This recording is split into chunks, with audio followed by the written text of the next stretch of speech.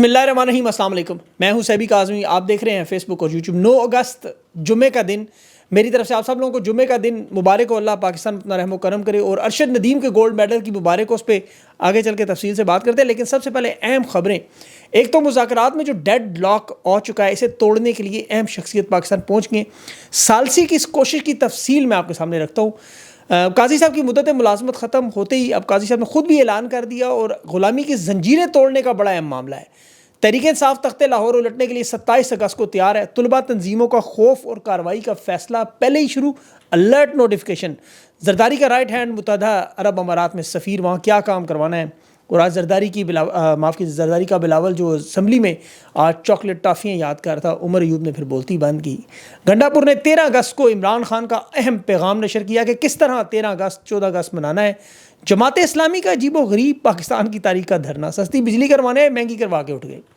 اور بنگلہ دیش میں کابینہ کی حلف برداری میں پہلی مرتبہ طلباء کو بھی شامل کیا گیا۔ اور چیف جسٹس اور ججز کو مستعفی ہونے کا 24 گھنٹے کا الٹیمیٹم۔ اور میں آپ کو کچھ فگرز بھی بتاتا ہوں جو بنگلہ دیش میں احتجاج کے معاملے میں ہو سکتا ہے اس سے آپ کو کچھ سیکھنے کو ملے۔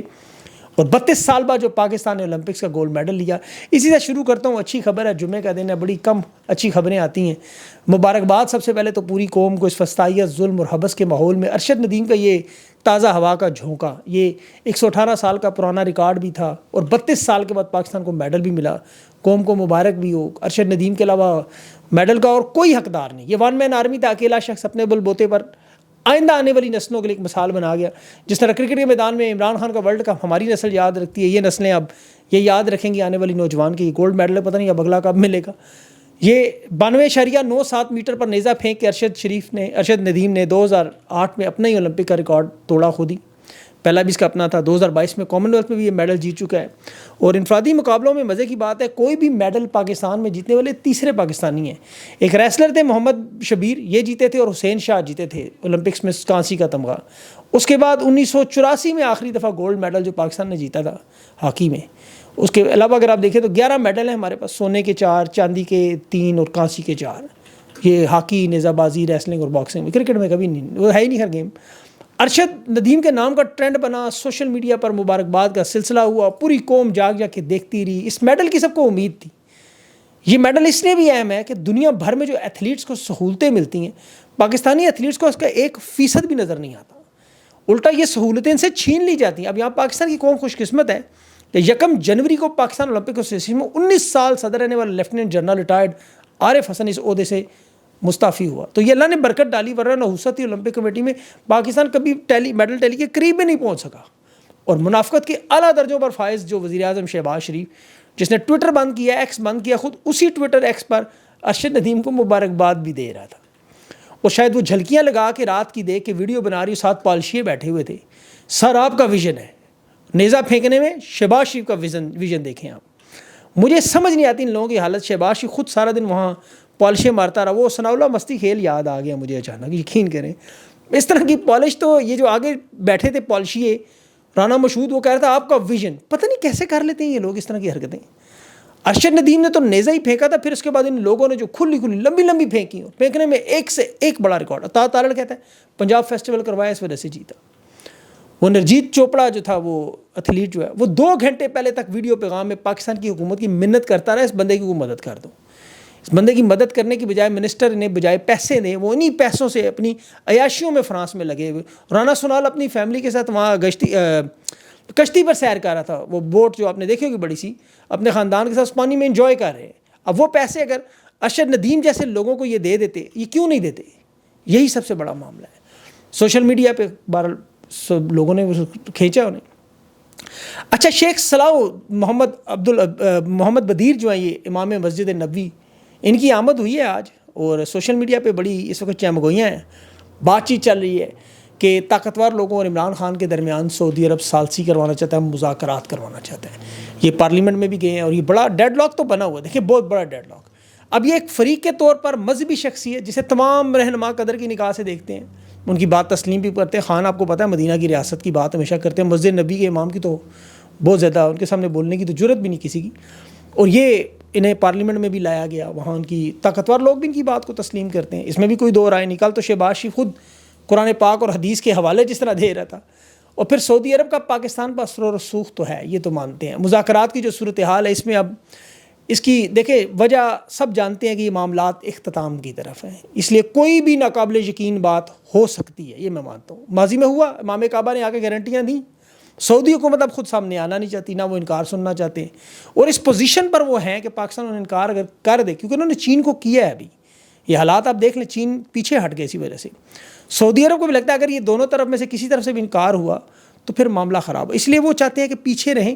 اور اسے میں خارج از امکان اسی لیے نہیں کہہ رہا، اس میں جو سب سے بڑی وزن والی بات ہے کہ اس میں سب کی انا بچ رہی ہے، سب کی فیس سیونگ اور سیف ایگزٹ ہو رہا ہے. کیونکہ دیکھیں بات چیت کامیاب ہو تو ویل اینڈ گڈ، نہ ہو تو یہ نہیں کہا جائے گا کہ یہ ہماری طرف سے ہوا، یہ مشترکہ دوستوں کی کوشش تھی، ہمارا کوئی عمل دخل نہیں تھا. تو یہ ٹیسٹنگ آف واٹر انگریزی میں کہتے ہیں، پانی چیک کرنے آئے، کیونکہ بقا کا مسئلہ اس وقت اداروں کی بھی، سیاسی جماعتوں کی، نون لیگ پیپلز پارٹی کی بھی. یہ تو اسے خان کی بقا کا مسئلہ بھی بنانا چاہتے ہیں، خان کو بھی بتانا چاہتے دیکھیں ہم ورنہ ملٹری ٹرائل کی طرف چلے جائیں، یہ آپ کی بھی بقا کا مسئلہ، حالانکہ ایسا معاملہ نہیں ہے. اچھا قاضی فائز صاحب کی بقا کا مسئلہ ضرور ہے، سپریم کورٹ کی عزت و آبرو کی بقا کا مسئلہ ہے. اور سب سے بڑھ کر ابھی جو بنگلہ دیش میں ہوا، اس سے پورے نظام کی بقا ہے، اور یہی سب سے بڑا خطرہ ہے. اسی لیے آئے ہیں. میری ہو سکتا ہے اللہ کرے ایسا ہی ہو، طاقتور لوگوں کی تو خواہش یہی ہے. طاقتور لوگ چاہتے ہیں کہ خان کو جیل میں رکھیں. سیاسی حکومت کا سیٹ اپ انہوں نے جو بنایا ہے خان کو مائنس کرنے کے بعد، یہ چاہتے ہیں اسے کھینچ لیں جتنا کھینچ سکے کامیابی سے. تحریک انصاف کو فی الحال اسپیس بھی دینے کو تیار ہے، قومی حکومت میں بھی شامل کرنے کو تیار ہے، لیکن جب تک عمران خان کے ساتھ معاملات ٹھیک نہ ہو، یہ جانتے ہیں کہ ملک آگے نہیں بڑھ سکتا. دوسرا بڑا چیلنج اب انہیں آ رہا ہے عدلیہ کی طرف سے. اب یہ جو دیکھیں مینڈیٹ کی واپسی کا ٹریبیونل سے سلسلہ شروع ہو، اور یہ مخصوص نشستوں کے معاملے پر اب جس طرح قاضی فائز نے ابھی منال ہوٹل کے معاملے پہ آج جو بیان کر دیا، کیونکہ قاضی صاحب کو پتہ چل گیا ایکسٹینشن نہیں ہونے جا رہی، تو توہین عدالت پہ قاضی صاحب نے انہیں خطرہ ہے حکومت کو کہ اثر کے وقت قاضی صاحب کی روزہ نہ توڑ دیں. عدلیہ کے فیصلوں میں جو تیزی آتی آ رہی ہے، گرمیوں کی چھٹیاں ختم ہوں گی، آپ کو نظر آئے گا آئینی ترمیم لانے کے لیے 2/3 اکثریت پوری نہیں ہو سکے گی، عدلیہ کے جج کنٹرول نہیں ہو سکیں گے، ٹریبیونل میں جو مینڈیٹ کا معاملہ ہے وہ کنٹرول نہیں ہوگا. تو اسی لیے یہ ساری چیزیں جب کنٹرول نہیں ہوں گی، توہین عدالت لگنا شروع ہوگی، تو پھر ان کے پاس یا تو پھر مارشل لا ایمرجنسی جس کے یہ بھی متحمل ہو نہیں سکتے، اور یا پھر سب کچھ ہاتھ سے نکل جائے. تو معاملہ ویسے جا سکتا ہے اس طرح، یہ خارج از امکان سے میں نہیں کہتا، لیکن پوری کوشش ان کی یہی ہے کہ اسی سیاسی نظام کو سامنے رکھ کے اسی 2 نمبر نظام کو ہائیبرڈ نظام سے ہی چلایا جائے. لیکن اگر بات یہاں نہ بنی، اور یہ دیکھیں میں بڑی اہم بات آپ کو بتانے دیں، وہ شہباز شریف کو کا سر لے رہے ہیں، مطلب مائنس کر رہے ہیں اس کو، آصف زرداری کو، پیپلز پارٹی کو ایک موقع دینا چاہتے ہیں. یہ جو بلاول پارلیمنٹ میں اچھلتا پھدکتا نظر ہے، یہ اسی وجہ سے انہیں لایا جائے گا، کیونکہ یہ بھی آپ کو پتہ ہے ڈائلاگ اور ماسٹرز اور فنکاری اور ٹھگی کے زرداری صاحب آپ کو پتہ ہے ماسٹرز ہیں، تو انہیں ایک موقع ضرور دیا جائے گا. یہ آخری کوشش ان کی یہ ہوگی کہ اس دوران آپ شہباز شریف کو مائنس کر کے ان کو لائیں، تاکہ عوام کا جو دباؤ ہے اس فیکٹر سے بچنے کی کوشش. دیکھیں مینڈیٹ کی واپسی ٹریبیونل کے ذریعے ہو سکتی ہے، خان کے تمام معاملات کیسز بھی ہو سکتے ہیں، اور اب جو سارے معاملات کلیئر ہو رہے ہیں، آ کے بات پھنستی ہے 9 مئی پر، اور خان کے منہ سے نکلا ہوا لفظ معافی، بس ادھر سارا ڈیڈ لاک ہے ایک لفظ پہ، اور کوئی معاملہ نہیں. اب حکومت جو ہے اس وقت عدلیہ بھی جو ہے وہ اس محاذ پر بھی حکومت کوشش کرے کہ انہیں بھی روک لیں. ایک طرف جوڈیشل پیکیج لا کے، آئینی ترمیم لا کے، ابھی جو وزیر قانون اعظم طارڑ اس نے کنفرم بھی کیا کہ چیف جسٹس کی مدت ملازمت 3 سال کرنا، 5 ہائی کورٹ کے چیف جسٹس، ججز کو تعینات کرنا، آئینی ترمیم، ججز کی تقرری اور تعیناتی جو ہے وہ پارلیمنٹ کو زیادہ طاقت دی جائے، آرٹیکل 175A اسے چھیڑنا. اب اس میں چیف جسٹس سپریم کورٹ کے سینئر موسٹ ججز ہیں، اس میں ایک سابق سپریم کورٹ کے ایک جج کو بھی کونسل میں جو بنائی جاتی ہے، اس کونسل کے ساتھ ساتھ جو بینچ بنانے والی کمیٹی ہے، ان تمام چیزوں پر گرفت حکومت کی کوشش ہے، یاد رکھیں، تاکہ مخصوص نشستوں کا معاملہ یہیں آنا ہے. اس پر ابھی قاضی صاحب نے جو آج بات کی منال ہوٹل، جو آپ کو پتہ ہے ماحولیات کا کیس تھا نیشنل پارک مرگلہ میں، اسے بند کرنے کا حکم دیا. یہ 8600 ایکڑ زمین ہے جسے قومی اثاثہ قرار دیا گیا تھا. منال کا مالک اور جو اس کا کابینہ کا سیکٹری ہے وہ آپس میں بھائی نکل ہے. اب یہ کامران علی افضل جو سیکٹری کابینہ ہے اور منال کا جو مالک ہے لقمان علی، یہ آپس میں بھائی ہیں. قاضی صاحب اس پہ ناراض ہوئے. یہ بات انہیں ورلڈ لائف کا جو ڈائریکٹر انہوں نے ہٹایا درخواست دورانہ سعید، اس نے یہ درخواست سپریم کورٹ میں ڈالی، اور ساتھ اس نے بتایا بھی، اور اسے قاضی نے اسے آج توہین عدالت ڈکلیئر کر دیا. اور سیکٹری کو چلتے ہوئے اجلاس سے وہاں سے بلایا کہ تم نے ہمارے فیصلے کو کیوں توہین عدالت کی طرف لیا. تو ایسی مخصوص نشستوں کا مجھے لگ رہا ہے عدلیہ پیچھے نہیں ہٹے گی، اس پر عمل درآمد ہوگا ضرور. اور ویسے بھی دیکھیں عدلیہ جس طرح جس کو اغوا کروایا گیا عدالتیں بازیاب کروا رہی ہیں. اسلام آباد ہائی کورٹ میں آپ دیکھیں خاص طور پر مشوانی کے بھائی ابھی شہباز کے بھائی واپس آ گئے، اب لاہور ہائی کورٹ سے اسلام آباد ہائی کورٹ اسی لیے جا رہے ہیں کہ وہاں کے جج ڈرتے نہیں، وہ فیصلے دے رہے ہیں. اور یہی معاملہ آپ کو آہستہ آہستہ پھیلتا ہوا نظر آ رہا ہے. اب صرف اسلام آباد میں عامر فاروق رہ گئے ہیں جو عمران خان کی رہائی کے لیے ایک بہت بڑی رکاوٹ ہے. باقی عدالتوں میں معاملات بہتر ہو رہے ہیں. ان کا جو الیکشن ترمیمی ایکٹ 2024 تھا وہ بھی لاہور ہائی کورٹ میں چیلنج ہو گیا ہے. سپریم کورٹ کے فیصلے کو ختم کرنے کے لیے انہوں نے جو 4 ترامیم کی ہیں الیکشن ایکٹ میں 2024 کے، اس کا سیکشن 1، 2، 3 اور 4، یہ چاروں جو ہیں اس وقت تک حتمی فیصلہ نہ آئے اس وقت تک اسے عمل درآمد کو روکا جائے یا درخواست دائر ہو گئی ہے. بات آپ کو ایک لائن میں کروں، بنگلہ دیش کے واقعے کے بعد یہ ڈر گئے ہیں. یقین کریں 9 مئی کا فالس فلیگ آپریشن بھی خوف اور طاقت کی فضا جو وہ پہلے ہی ختم ہو چکی ہے. اب تحریک انصاف کے لوگ دوبارہ پمپ اپ ہو گئے ہیں، دوبارہ سیاسی سرگرمیاں شروع ہو گئی ہیں، ان میں زور آ رہا ہے. اور پھر 27 اگست کو لاہور میں اب جو جلسہ ہوگا اس کے بعد پنجاب یہ میں بالکل معاملہ ریزہ ریزہ ہو جائے گا. اور یہ طاقت کا حقیقت میں خوف کا بت آپ کو ٹوٹتا ہوا نظر آئے گا. یہ دیکھیں ایسے ہی آپ کے پڑوس میں خدا نہ خواستہ اگر کوئی فوتگی ہو تو عام طور پر ہم لوگ اپنے گھر میں ٹی وی کی آواز بند کر دیتے ہیں. کوئی ایسا کام نہ کرے جسے لگے کہ خوشی منا رہے ہیں کہ ساتھ یار فوتگی ہوئی ہے، خاموشی ہو جاتی ہے. اس طرح کوئی شادی بیاہ ہو تو آپ کو یاد ہو لوگ اپنے گھروں کی بیٹھ کے دروازہ کھول دیتے تھے لوگوں کو، مہمانوں کو آنے کے لیے کہ وہ پڑوس سے آتے ہیں. تو جو تبدیلی بنگلہ دیش میں ہوئی اس کے اثرات پاکستان میں براہ راست آئیں گے.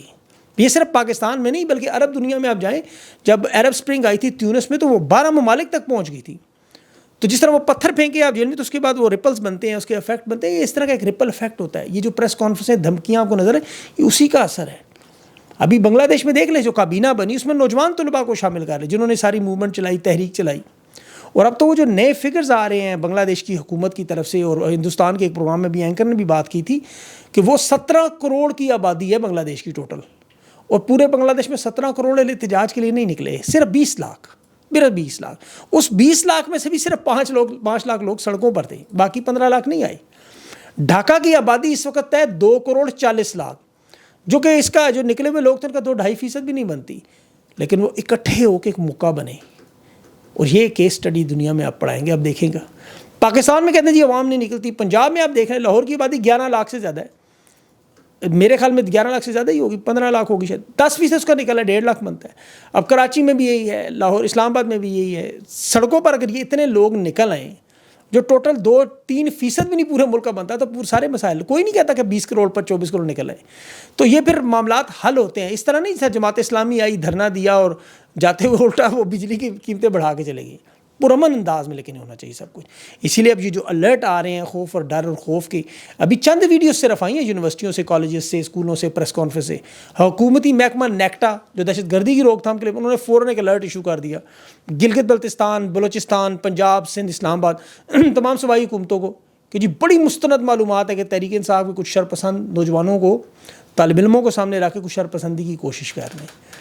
اور پھر اوپر سے الزام وہی وہ کہ جی بڑی بڑی ایجنسیاں دنیا کی سپورٹ کر رہی ہیں، بڑا پیسہ دے رہی ہیں، بیرونی امداد کر رہی ہیں. اور اس کے لیے انہوں نے حفاظتی انتظامات بھی شروع کر دیے. فور اسلام آباد میں، فیض آباد میں کنٹینر لگا دیے، جو کر سکتے ہیں وہ کریں گے. پتہ نہیں کیوں یہ لوگوں کو محصور ہونے کا، اس حبس میں، خوف میں رکھنے کا سوچتے رہتے ہیں ہر وقت. اصل میں انہیں اندازہ ہو چکا کہ طاقت سے یہ مسائل حل نہیں ہو سکتے، صرف بات چیت سے اور پرامن انداز میں. اچھا، اب زرداری صاحب کا جو نیا رائٹ ہینڈ آپ کو پتہ ہے آصف علی زرداری کے ملٹری سیکرٹری جنرل محمد عامر صاحب ریٹائرڈ، یہ اب لگ گئے ہیں سفیر عرب امارات کے، بڑے قریبی ہیں زرداری صاحب کے. اور دبئی لیکس جب سے آئی تھی وہاں مسائل بہت زیادہ بن چکے ہیں تمام لوگوں کے. پراپرٹیاں چھپانے میں وہاں لیکس بھی نکلتے ہیں، بہت سارے مسائل تھے. اس میں ابھی 12 ریٹائرڈ آرمی کے آپ کو پتہ ہے لوگوں کے نام بھی تھے. تو اب ان کے یہ بڑے مضبوط امیدوار تھے آرمی چیف کے لیے بھی، آپ کو یاد ہوگا. عرب امارات میں ان کو لگانے کا ایک تو مقصد وہاں اپنی مضبوط لابنگ کرنا، پھر وہاں پہ آپ کو پتہ ہے یہ جو دبئی لیکس جیسے معاملات ہو، یہ امنی اسکینڈلز اور وہ سارے معاملات ہیں زرداری صاحب کے بہت ہی قریبی تھے، بہت قریبی. اب تو ویسے بھی جو بھی ریٹائر ہو پبلک سروس کمیشن میں، نیب میں، اولمپکس میں، پی ٹی اے کے چیئرمین میں، پی آئی اے میں، واپڈا میں، نادرا میں، کوئی ایسا محکمہ بچتا ہے، کوئی نہ بچے تو سفارتکار لگا دیں کسی بھی ملک میں. اور یہ لگتے بھی ڈائریکٹ چیئرمین، اس سے نیچے کا عہدہ تو کبھی لیتے نہیں. اور بڑے طریقے سے لگایا گیا. ایک تو وہاں مڈل ایسٹ میں انہیں لگتا ہے کہ پاکستانیوں پہ نظر رکھی جائے، لیکن اس کی ان چیزوں سے کوئی اثر نہیں پڑتا. یقین کریں کچھ بھی نہیں. بنگلہ دیش کے لوگوں نے بڑا کچھ، شیخ حسینہ نے وہ کیا آپ سوچ نہیں سکتے. ابھی تو پاکستان میں تو اللہ کا شکر ہے، اللہ تعالیٰ محفوظ رکھے، کسی کی جان نہیں. بنگلہ دیش میں 300 لوگوں کی جانیں گئی ہیں، نوجوانوں کی 300 لوگوں کی. آج وہ ابو سعید کے گھر جس طرح وہ پہنچ رہے ہیں سارے حکومتی رہنما اور جا کے جس طرح گارڈ آف آنر دے رہی ہے فوج خود انہیں, تو یہ شہادتیں انہوں نے دی ہیں. تو اللہ نہ کرے, ہمیں تو نہیں چاہیے پاکستان میں کبھی بھی نہ کہوں کوئی ایک بندہ بھی کسی اس راہ میں جائے, لیکن حکومت کو یہ سوچنا چاہیے خود. اللہ کرے یہ جو میں تو کہتا ہوں امام مسجد نبی کے جو امام آئے ہیں, یہ بیٹھ جائیں ان کے ساتھ, ان کے معاملات ٹھیک کروا دیں. وہ کہہ دیں خان نہیں مارے گا. وہ شیخ حسینہ کی ڈرتی تھی, خالدہ ضیاء باہر ہے, اس نے عام معافی کا اعلان, خان تو پہلے سے کہہ چکا ہے, ہم فتح مکہ کی بات کر چکا ہے ان کے سامنے کتنی دفعہ, کچھ بھی نہیں کہے گا. وہ الیکشن کروائیں, مینڈیٹ واپس کریں, یہ سیاسی سیٹ اپ نہیں چل سکتا. ایک سرکاری دیکھیں ملازم جس کی نوکری کا کچھ عرصہ صرف رہ جائے اور وہ کہے کہ میں پورا نظام, حکومت, عوام, سب کی جو بولنے کی جو صلاحیت ہے وہ بند کر دوں, آزادی اظہار رائے بند کر دوں, حکومتیں, عدالتیں, سب کچھ تباہ و برباد کر دوں, صرف اس لیے کہ اس کے ذہن میں یہ ہو کہ یہ سب فساد ہے, اس سے آپ کہیں پورا نظام میں چلاؤں, یہ ہو نہیں سکتا. دنیا میں کہیں نہیں ہوتا, یقین کریں دنیا کسی ملک میں. ہاں آپ چلے جائیں افریقہ کے ممالک میں, چاڈ میں چلے جائیں, نائجر میں چلے جائیں, وہاں کانگو میں چلے جائیں, وہاں ہوتا ہے. وہاں ایک شخص بیٹھ جائے وہ بدماشی سے, وہ 8-10 سال اٹھتے نہیں, وہ ایک ٹھیک ہے, ان کا ایک سسٹم ہے. لیکن باقی جو آئین اور قانون کی, اور دیکھیں اللہ تعالیٰ کا, یہ جتنے لوگ بات کرتے ہیں نا دین اسلام کی, حلف میں لکھا ہوا ہے, ان کے حلف میں لکھا ہوا ہے. جنرل مشرف سے لے کے جنرل یحییٰ خان, ضیاء الحق, یہ سب لوگوں نے حلف توڑا ہے. ساتھ ساتھ جنرل ضیاء سب اپنے جیب میں وہاں پہ قرآن پاک بھی رکھتے تھے. بھئی اسی حلف کے آپ نے توڑ کے آپ نے قبضہ کیا ہوا اقتدار میں. تو پتہ نہیں اب وہ مسلمان تھے یا ہم لوگ مسلمان ہیں, اب یہ تو سمجھ نہیں آتی. بہرحال اللہ ان کو ہدایت دے, ان سب لوگوں کو, طاقتوروں کو, کہ یہ سمجھیں کہ پاکستان کے اوپر رحم کریں. اپنا خیال رکھیں. اگلی ویڈیو تک کے لیے مجھے اجازت دیں. اللہ حافظ.